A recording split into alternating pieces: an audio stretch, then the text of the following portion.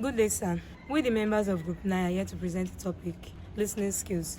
Firstly, what is listening skills? Listening skills is the ability to receive and interpret a message accurately. And in terms of basic dispensing, listening skills can help a patient to have more trust and security in you. Listening skills can bring about good understanding among you and your patient. Listening skills can also help promote your work.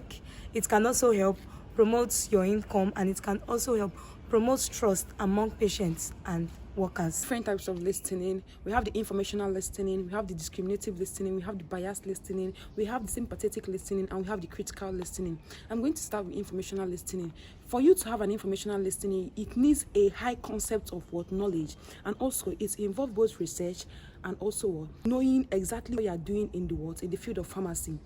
When a customer or when a patient comes to you and explain what he or she is going through, and you don't know the particular drug to give to that patient, you can obviously make research. Nobody is above mistakes, and nobody is above not knowing things. You can make research and also get back to the customer and explain the disadvantages and advantages of that drug and the reason why that patient will take that drug or avoid that kind of drug.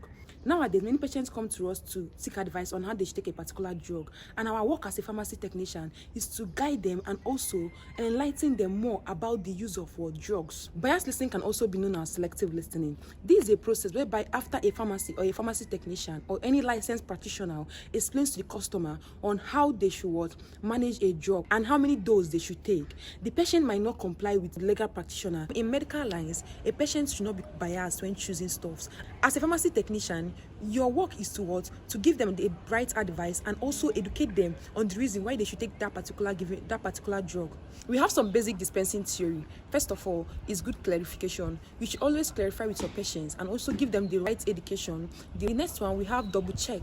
We should always double check our work and also the amount of dose dispensed to the customers, so that there won't be any mistake. That's what we call keeping accuracy of that particular medication. As a pharmacy technician, you're meant to be always punctual, and you should always put your mind in whatever you are doing. You should not be distracted when dispensing. Some of the advantages of good listening skills are it promotes the patient safety. It also builds trust between me and the patient. There are also some barriers in listening skill. 1, poor listening. 2, environmental barrier. 3, language gap. In environmental barrier, for example, noises in the environment can also cause distraction when listening your patient and make the patient not listening to you properly, and there can be some error in taking the drugs that you dispense to your patients. I'm going to show you some example using a video. And so this depression, why are you feeling depressed? Well, Oh, wait, sorry, I had another note. Something else I wanted to ask you before. No, why, or is that depression what brought you in here? well, I OD'd earlier. From this video that we just watched, you will notice that the listener, which is known as the pharmacy technician or the legal practitioner here, is showing a lackadaisical behavior. He's not paying attention to what the customer is trying to explain to him or her. This legal practitioner is struggling to become an active listener.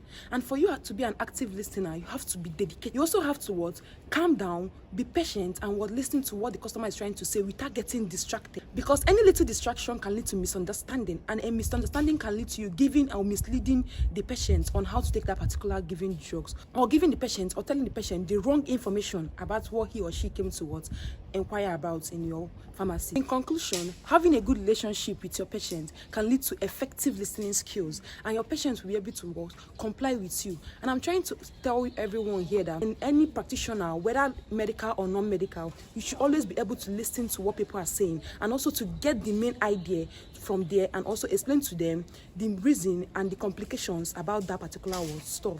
Thank you very much for listening to our presentation.